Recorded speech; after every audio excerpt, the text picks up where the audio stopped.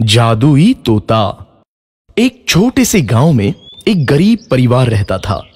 उस परिवार में रामू और उसकी बीवी सीता उसके बेटे चिंटू के साथ रहते थे। उसी गांव में एक तोता भी रहता था। उसका नाम था रघु। वो किस्मत का धनी था। जहां भी जाता वहां किसी भी चीज की कमी नहीं पड़ती थी। एक दिन रघु उड़ते उड़ते उस गरीब परिवार के घर गया। रघु सोचता है, अरे वाह, लगता है यहाँ आज बहुत अच्छा खाना मिलेगा। मैं पेट भर के खाऊंगा। वो एक कटोरी में रखे अमरूद देखता है। अरे वाह, अमरूद मुझे तो ये बहुत पसंद है। मैं तो इसे पेट भर के खाऊंगा। रघु तोता अमरूद खाने ही लगता है। तभी सीता रघु को अमरूद खाते देखती है तो गुस्सा हो जाती है और उसे वहां से भगा देती है। भाग यहाँ से, न जाने कहां से आ जाते हैं। मैं तो परेशान हो गई हूं इनसे। सीता के भगाने के बाद रघु चुपचाप से एक कोने में रहता है। धीरे धीरे उस परिवार की बरकत होने लगती है। एक दिन रामू और सीता खाना खाते वक्त बातें करते हैं। आजकल हमारी बहुत तरक्की हो रही है, काम भी अच्छा चल रहा है। रामू कहता है। इस पर सीता कहती है, सच कहा, भगवान हमेशा ऐसे ही हम पर मेहरबान रहे।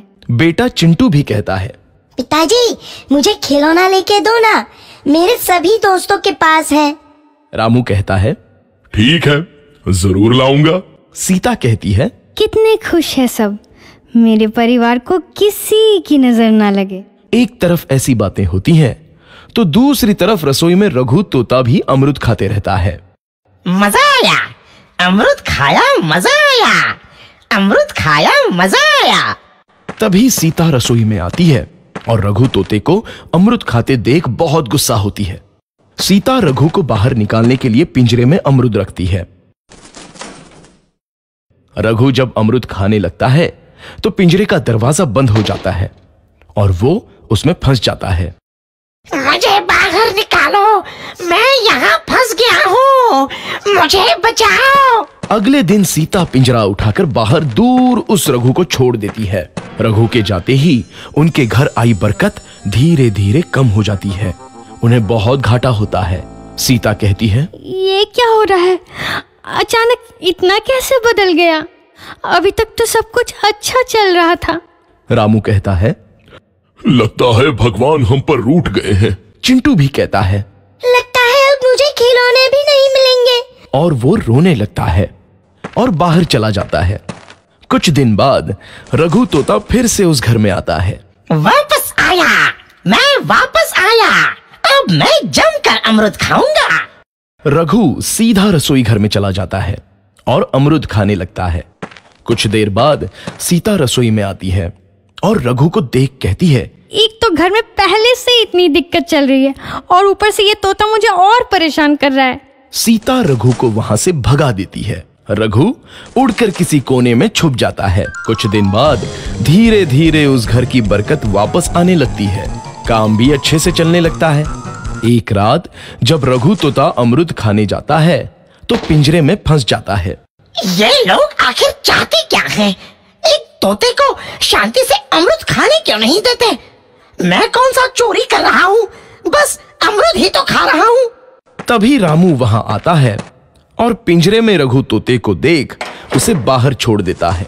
ये तोता भी कितना जिद्दी है, बार बार वापस आ जाता है। जैसे ही रामू रघु को छोड़ देता है, अगले दिन से फिर से उनके घर की बरकत जाने लगती है। काम में घाटा होता है। किसी को समझ नहीं आ रहा था कि ऐसा क्यों हो रहा है। रघु तोता घर आता है तो अचानक बरकत आती है और जब रघु तोता को बाहर निकालते हैं तो बरकत चली जाती है। एक दिन सीता रघु तोते के घर आने और बाहर जाने की स्थिति पर नजर रखती है। ये तोता जब भी घर आता है तो घर में बरकत आती है और जैसे ही ये घर से बाहर जाता है तो उसी के साथ बरकत भी चली जाती है। कहीं ये जादुई तोता तो नहीं है? अगली बार जब ये तोता घर आएगा तो मैं इसे कहीं नहीं जाने दूंगी।